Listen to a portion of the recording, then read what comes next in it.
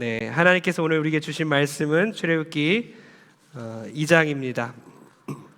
23절에서 25절까지 말씀 제가 봉독하겠습니다. 오늘 출애굽기 강의 세 번째 시간입니다. 출애굽기 2장 23절에서 25절까지 말씀 제가 봉독하겠습니다. 여러 해 후에 애굽 왕은 죽었고 이스라엘 자손은 고된 노동으로 말미암아 탄식하며 부르짖으니 그 고된 노동으로 말미암아 부르짖는 소리가 하나님께 상달된지라. 하나님이 그들의 고통 소리를 들으시고 하나님이 아브라함과 이삭과 야곱에게 세운 그의 언약을 기억하사 하나님이 이스라엘 자손을 돌보셨고 하나님이 그들을 기억하셨더라. 아멘. 시간 함께 옆 사람에게 인사했으면 좋겠습니다. 하나님의 당신의 기도를 들으시고 기억하십니다. 하나님의 당신의 신음소리를 들으시고 기억하십니다. 할렐루야. 우리 성도님들은 주님께 기도를 드리면 응답이 더디 오면 낙심하고 포기하는 스타일입니까? 아니면 좀 더 기다려 보십니까? 기다려 보세요. 기도하고 나서 우리의 오래된 그 기도 제목들과 염원들이 있지요. 간절히 기도하는데 기도 응답이 안 오면 낙심하고 또 포기하고 그럴 때가 있습니다. 이런 얘기가 있어요. 한 부인이 오페라 공연장에서 아주 값비싼 다이아몬드 브로치를 잃어버렸다고 합니다. 그 부인은 극장에 전화했어요. 지난 밤 공연 중에 극장에서 제 다이아몬드 브로치를 잃어버린 것 같습니다. 집에 있는 전화를 끊지 말고 기다리라고 했습니다. 긴 시간 동안 수색 작업을 벌였습니다. 극장 안을 막 뒤졌어요. 근데 그 다이아몬드 브로치를 찾은 거예요. 집에 있는 너무나 기뻐서 전화기로 다시 다가가서 전화기 수화기를 들었어요. 그런데 삐삐 끊겨 있는 거예요. 그 부인은 기다리지 못하고 전화기를 끊어버린 것입니다. 집에 기다렸어요. 전화가 다시 올 때까지 기다렸습니다. 그런데 끝내 전화가 오지 않았습니다. 참 어리석죠. 좀만 더 기다리고 있었다면, 좀만 더 수화기를 붙들고 있었다면, 아니 전화기를 끊었더라도 다시 전화를 걸었다면 다이아몬드 브로치를 찾을 수 있었을 텐데 그것을 찾지 못했다는 것입니다. 여러분, 이것이 누구의 얘기죠? 바로 우리들의 얘기입니다. 우리 어떻습니까? 하나님께 기도하고 수화기를 끝까지 붙들지 않고 수화기를 끊어버리지 않습니까? 하나님께 기도를 하고 조금만 더 기다리면 좋겠는데 응답이 오지 않자 못 참고 그냥 수화기를 끊어버리는 모습이 혹시 우리의 모습은 아닌지요? 우리 성도님들, 기도를 하면 기다려야 합니다. 왜죠? 하나님은 들으시고 기억하시는 분이기 때문이에요. 그 하나님을 믿으시고 때론 1년, 2년 기다리십시오. 때론 10년, 20년 기다리십시오. 이스라엘 백성들은 400년을 기다려야 했습니다. 계속 구원을 기다려야 했어요. 그런데 마침내 하나님께서는 약속을 지키시고 이스라엘 백성들을 애굽에서 구원해 내십니다. 오늘 말씀 통해서 하나님은 반드시 들으시고 기억하시고 우리를 보시고 아시고 우리를 돌보시는 분임을 깨닫고 낙심하고 포기하고 좌절하지 마시고 끝까지 기다리고 인내하며 기도하는 저 여러분 되길 주의 이름으로 축원합니다. 먼저 하나님의 때가 있음을 우리는 알아야 합니다. 나의 때가 아니라 하나님의 때가 있구나. 하나님은 모세를 갈대상자의 테바에 태우고 바로의 궁으로 보내십니다. 그곳에서 모세는 성장하기 시작했어요. 장성했다라고 이렇게 성경은 기록하고 있습니다. 장성했다는 말은 무슨 뜻이죠? 사람이 물리적으로 이제 몸이 커져서 40살이 됐는데요. 장성했다, 40살이 되었다, 어른이 되었다, 이런 얘기뿐만 아니라 히브리어로는 장성했다는 말이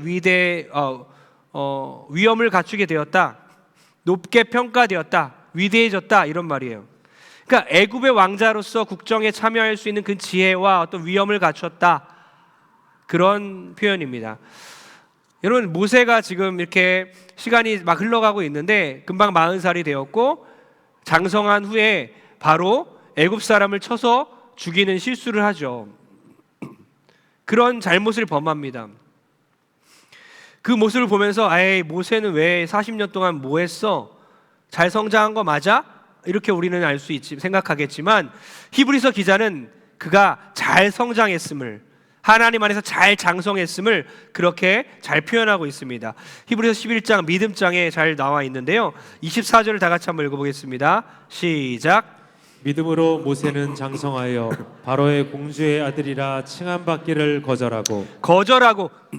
리더들은 먼저 거절을 잘 해야 되는데요, 어떤 사람의 요청이나 부탁을 거절한다는 개념이 아니라 세상의 어떤 세속적인 욕망에 대한 거절입니다. 뭘 거절합니까? 바로의 공주의 아들이라 칭함받기를 거절했다는 거예요. 역사학자 요세푸스에 의하면 바로 왕에게는 무남동녀가 있었고, 그녀의 이름은 이제 테르무티스인데 그녀에게도 자녀가 없었다. 모세만 있었다는 거죠. 그러니까 바로 왕의 무남동녀인 그 공주의 입양아, 오직 하나의 아들 모세만 있었다는 거예요. 그러면 가만히 있으면 왕위를 계승하게 되는 거죠. 여기는 바로의 공주의 아들이라 칭함을 거절했다는 뜻은 뭐죠? 어떤 안락함을 표현한 것뿐만 아니라 보좌를 포기한 겁니다.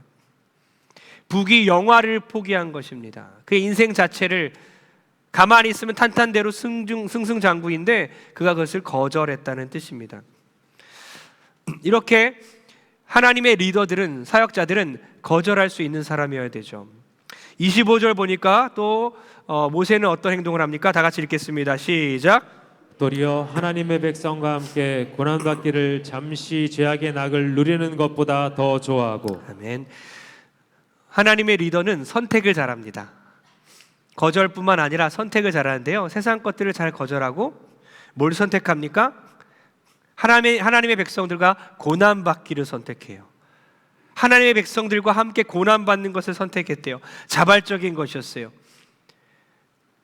그냥 억지로 그렇게 가난해지는 그것을 자발적으로 선택했다는 것입니다. 어쩔 수 없이 선택된 게 아니라, 어쩔 수 없이 어떤 선택도 못하는 그런 상황이 주어진 게 아니라 자발적으로 자기가 그렇게 선택했다는 거예요. 고난받는 삶, 하나님의 백성들과 함께하는 삶을 자발적으로 선택했다는 거예요. 또 보니까 모세가 어떻게 잘 성장했는지요. 26절입니다. 다 같이 시작. 그리스도를 위하여 받는 수모를 애굽의 모든 보화보다 더 큰 재물로 여겼으니 이는 상주심을 바라봄이라. 아멘.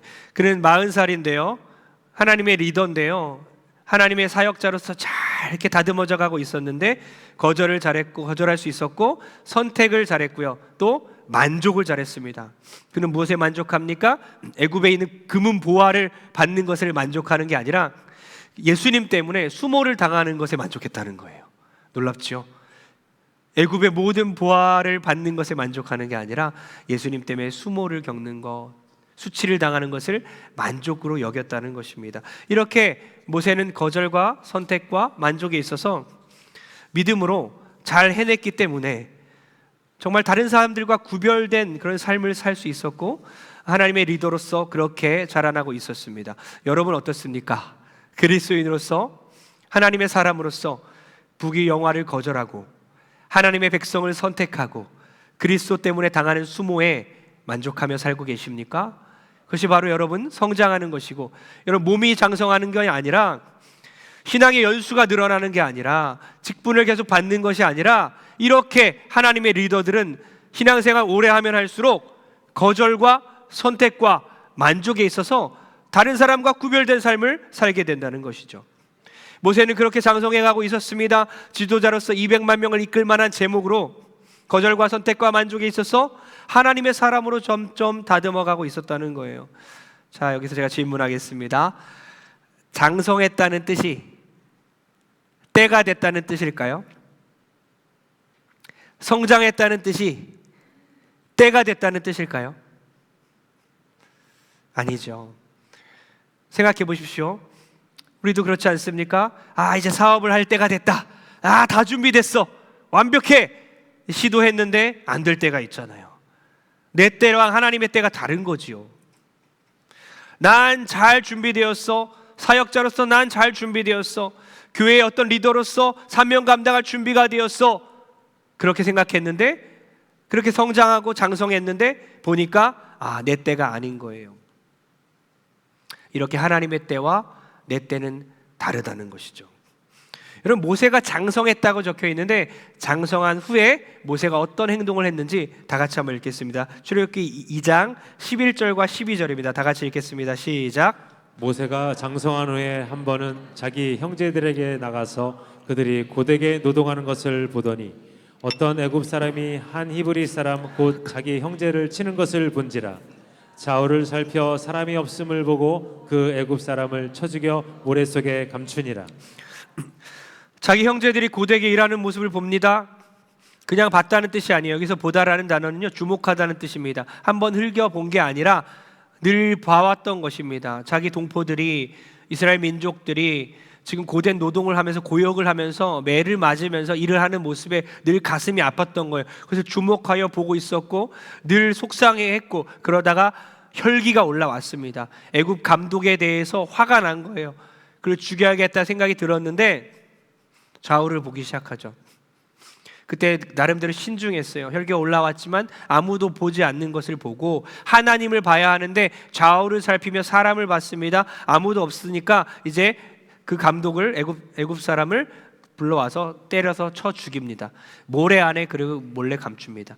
아무도 보지 않았지 이러고 안심하여 돌아갔죠. 다음 날이 됐어요. 바로 다음 날 보니까 동포들끼리 싸우는 거예요.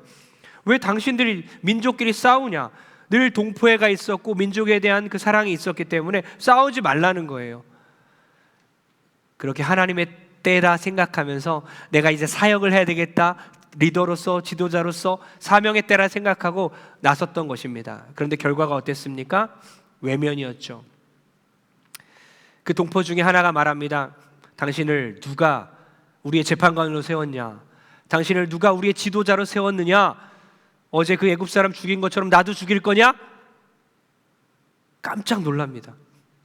아무도 안 본 줄 알았더니 자기의 그 살인 행위를, 폭력을 보고 있었던 거예요. 너무나 두려웠지요.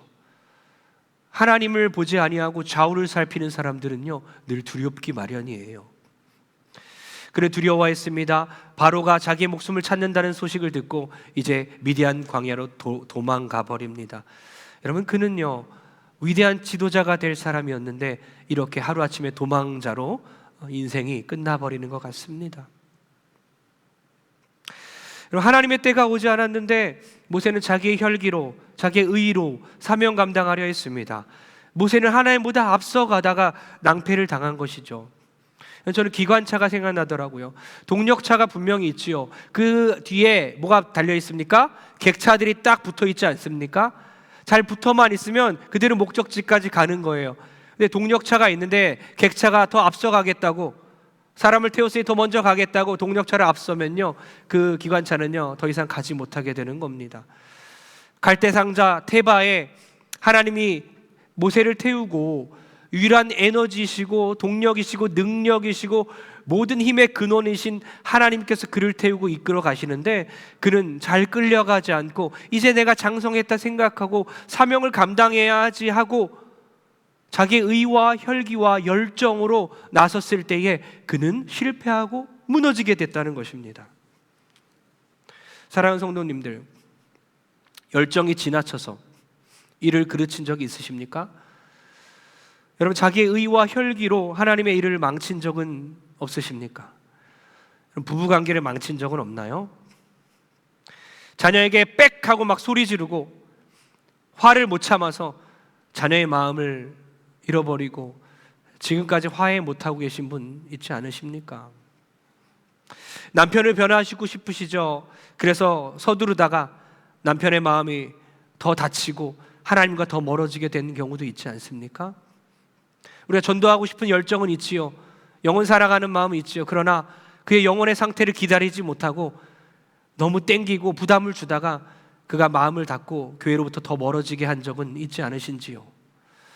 여러분, 우리의 의와 혈기로 인해서, 우리의 과도한 열정으로 인해서 사명의 때를 우리가 분별하지 못하고 하나님의 때를 분별하지 못하고 나의 때라고 생각하며 나서다가 하나님의 사역을 우리가 망치게 된 일이 참으로 많다는 것입니다. 그럴 때 하나님 말씀합니다. 기다려라.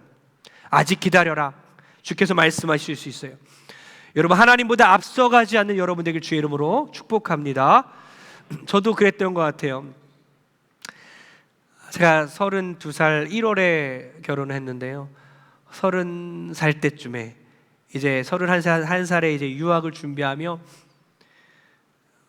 이제 유학 갈 준비 다 마쳐서 시험도 다 보고 이제 학교 갈 수 있겠다 해서 가려는데 집안에서 걱정을 하는 거예요.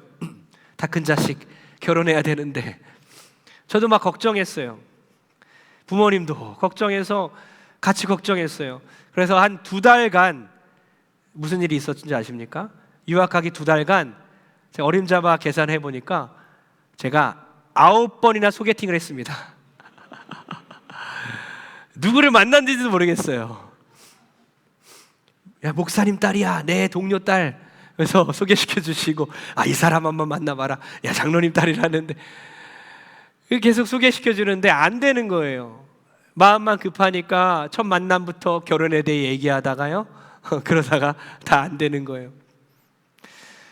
결혼할 사람은 1년 전에 가갖고 미국에서 절 기다리고 있었는데 그걸 제가 보지 못하고 결혼해야 된다는 그 강박 때문에 그렇게 실패한 경험들이 있습니다. 그런 하나님 뜻 가운데 정말 영문도 모르게 정말 이제는 안 되는구나 포기하고 미국 가서 공부만 해야지 했다가 이렇게 1년도 안 돼서 만나서 결혼하게 되고, 하나님의 은혜 가운데 혼자 갔다가 나중에 4 식구가 돌아와서 또 5 식구가 되었죠.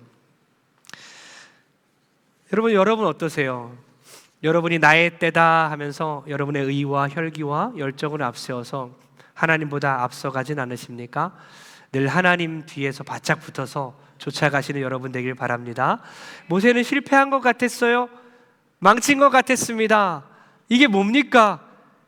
얼마나 많은 기대 가운데 모세를 왕궁 속으로 들여보내시고 그 바로의 돌봄 앞에서 많은 아이들이 죽어나가는 그곳에서 모세의 생명을 보존하시고 그를 돌보신 그 하나님의 성심성의와 하나님의 그 열정과 은혜가 있음에도 불구하고 모세는 자기의 의와 혈기 때문에 하나님보다 앞서갔기 때문에 실패했어요.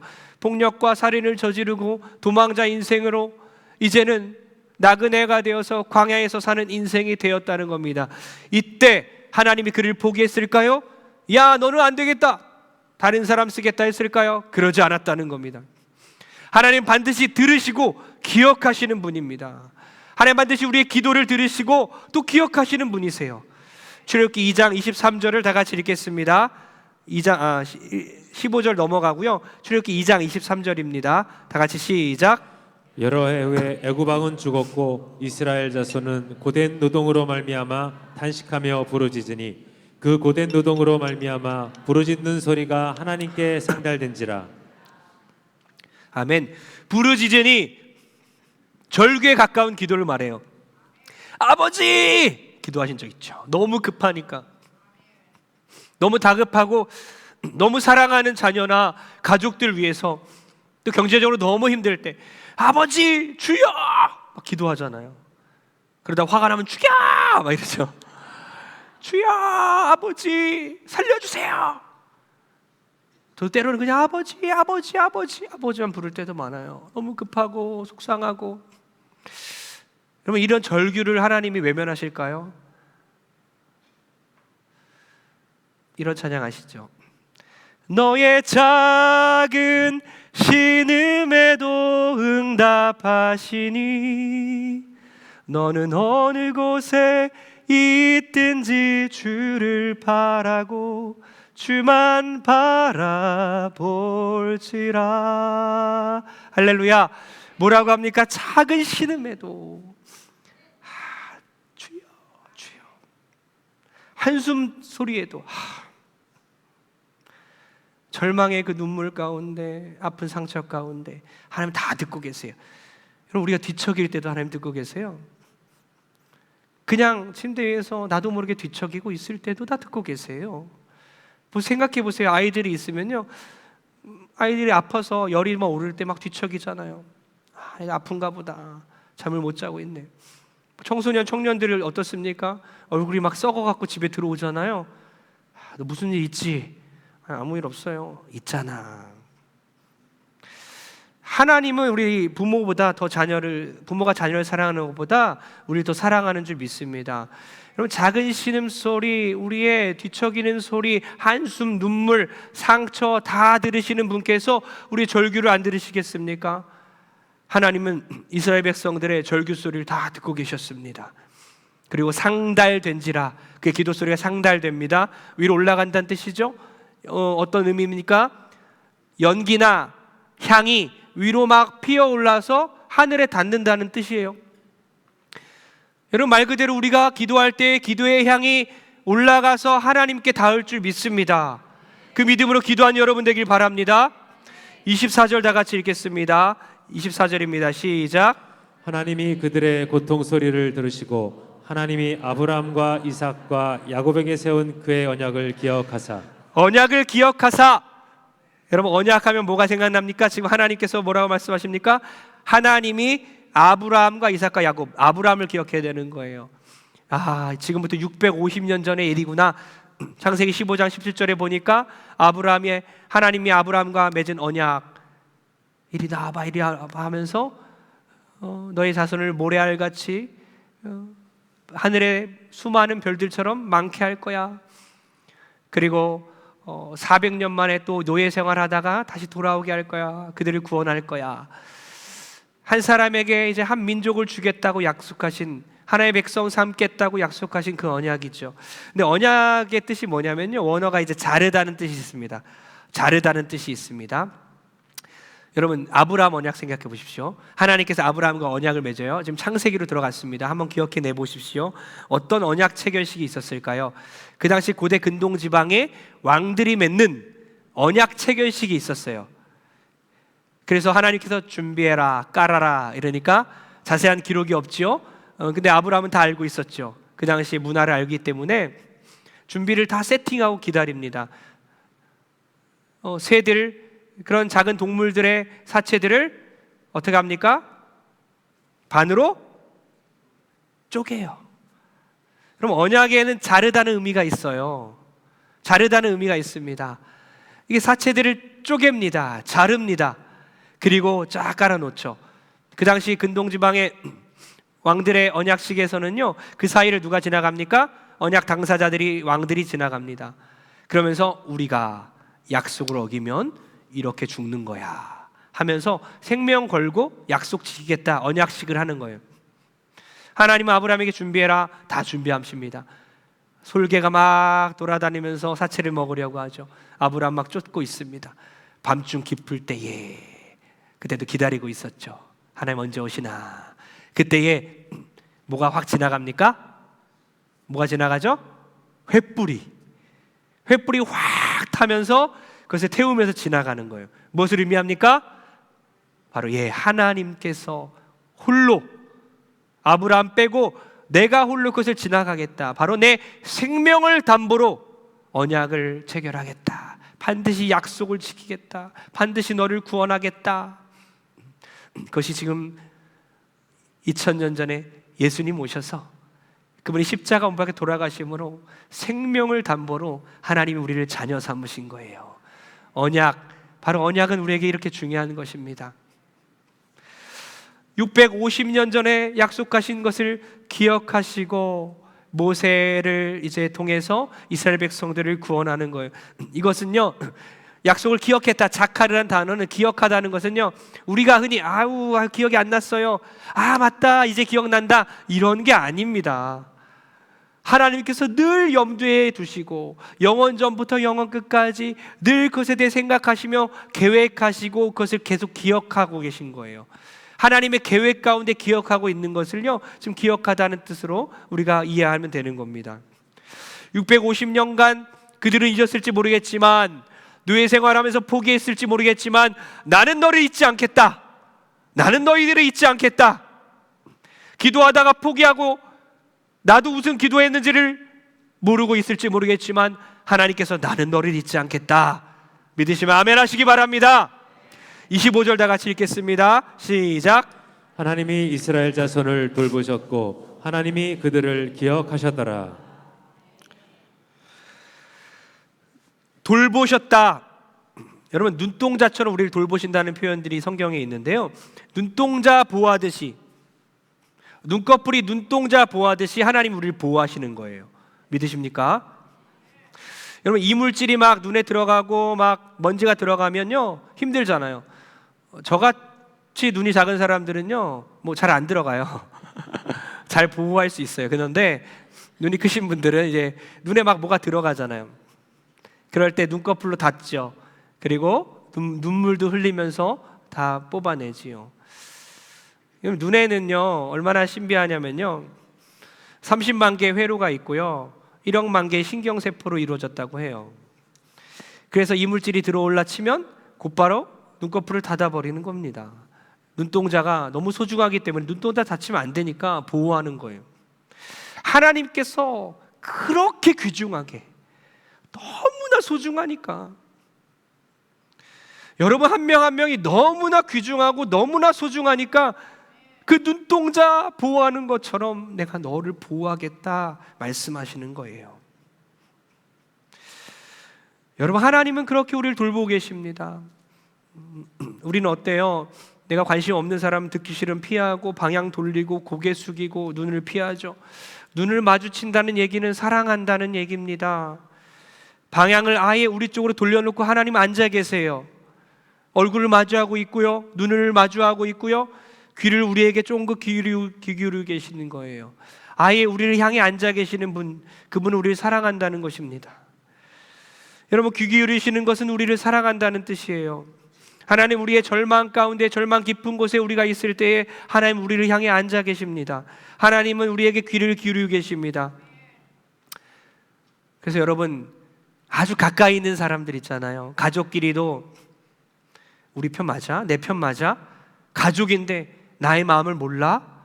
그럴 때 누가 우리 편이죠? 바로 하나님 내 편인 줄 믿으시기 바랍니다. 그래서 이렇게 기억하시면 돼요. 남편이 남편일지라도 남편이 남의 편일지라도 하나님은 내 편이시다. 아내가 내 안에 없을지라도 주님은 내 안에 계신다. 그래서 남편이 남편일지라도 하나님은 내 편이시고, 아내가 내 안에 때로는 없을지라도 주님이 내 안에 계신다. 그래서 가족끼리 때로는 그렇게 믿을 만한 존재가 아니라고 느낄 때조차도 하나님이 내 편이심을 끝까지 믿고 나가는 여러분 되길 바랍니다. 모세는 이렇게 실패한 것 같았지만 하나님은 모세를 생각하고 계셨고 모세를 통해 큰 역사를 일으키시는 거예요. 여러분, 하나님은 들으시고 기억하시고 보시고 아십니다. 우리의 기도를 들으시고 우리를 기억하시고 우리를 바라보시고 우리를 다 아십니다. 그 하나님 믿고 끝까지 기도하는 여러분 되길 바랍니다. 결론 내립니다. 우리 나이테 사진 하나 있나요? 보여주십시오. 네, 이게 뭐죠? 제가 말씀드렸네요 벌써. 네, 나이테입니다. 이 나이테가 봄, 여름, 가을, 겨울을 지나면서 어느 계절에 나이테가 굵게 짙게 생기는지 아세요? 언제일 것 같아요? 지금 설교를 들어보니까 봄, 여름, 가을이 아니라 겨울일 것 같죠? 맞습니다. 혹독한 겨울에 나이테가 하나 생기는 거예요. 나이테를 보면서 나무의 나이를 알 수 있는 거죠. 여러분, 우리의 인생의 나이테가 언제 생깁니까? 우리가 혹독한 시련을 통과할 때에, 깊은 절망을 이겨낼 때에 인생의 나이테가 하나 생기고 우리가 더 하나님을 알아가며 성숙해 갈 줄 믿습니다. 여러분, 하나님은 우리의 기도를 거절하지 않으세요. 다 듣고 계십니다. 어떤 목사님이 이런 말씀하더라고요. 하나님은 우리의 기도를 들어주시던가 들어두시던가. 하나님은 우리의 기도를 거절하지 않는다는 거예요. 다 듣고 계시기 때문에 다 들어주시든지 아니면 일단 들어두시든지, 그리고 나중에 하나님의 때에 그걸 또 들어주시는 거죠. 하나님 우리의 기도를 다 듣고 계셔서 바로 들어주실 수 있지만 일단 들어두시고 또 하나님의 때에 그것을 들어주실 줄 믿습니다. 여러분, 삶의 고통의 절반은 기다림이란 말이 있어요. 삶의 고통의 절반은 기다림이다. 여러분, 기다리는 게 참 고통스러운 겁니다. 모세에게 40년의 기다리는 의미는 얼마나 어떤 의미였을까? 40년의 기다림은 고통이었을 거예요. 그러나 광야에서 40년 기다리면서 하나님은 모세를 훈련시킵니다. 그의 혈기가 죽고 의가 죽고 하나님의 때가 찰 때까지 그를 더 만들어 가십니다. 우리도 기다려야 될 줄 믿습니다. 왜 400년 동안 노예 생활하게 했을까? 하나님은 그 고통의 시간 동안 막 아이를 낳으면 둘 낳았는데 하나는 죽여야 되는, 아들 낳으면 죽여야 되고, 바로의 그 폭정으로 인해서 고통을 받는 그 어둠의 시기를 어떻게 통과하게 하실까? 왜 400년을 주셨을까? 그냥 바로 구원하시지. 바로 그냥 구원하시지. 왜 400년간 노예 생활하게 하셨을까? 삶의 고통의 절반은 기다림이다. 그 시간을 견뎌내면서 하나님은 때가 찰 때까지 기다려서 그들을 하나님의 사람으로 다듬어 가시고 간 거예요. 하나님의 섭리 가운데 그 기다리는 시간을 주신 것입니다. 우리 때로는 이해할 수 없지만 하나님께서 우리에게 기다리는 시간을 주시고 그 시간 동안 더 기도하게 하시는 분임을 믿으시기 바랍니다. 저도 유학생활 중에 많은 일들이 있었지만 정말 생각나고 가슴에 막 사무치는 사건들은 제가 하나님을 기다릴 때예요. 어떠한 도움도 없어서 혼자서 하나님의 때를 기다리고 하나님의 도우심을, 주님의 도우심을 간절히 기다릴 때, 그때가 늘 기억에 남습니다. 그때 저는 성장하고 있었던 것입니다. 사랑하는 성도님들, 지금 우리는 주님이 다시 오실 때까지 기다리고 있습니다. 그리고 우리의 기도 제목 가운데 지금도 믿음으로 기도하며 기다리고 있습니다. 끝까지 포기하지 마시고 낙심하지 마십시오. 하나님은 들으시고 보시고 기억하시고 아시고 우리를 돌보시는 분임을 믿는 여러분 되길 주의 이름으로 축복합니다. 우리 다 같이 1분간 기도합니다. 기도할 때 하나님 우리를 돌보시는 분입니다. 하나님 우리 아시는 분입니다. 하나님 우리를 기억하는 분입니다. 시간 나의 모든 기도 제목을 주님께 아뢰며 나의 작은 신음에도 응답하시는 주님을 믿고 다 같이 간절히 기도하기 원합니다. 기도합니다.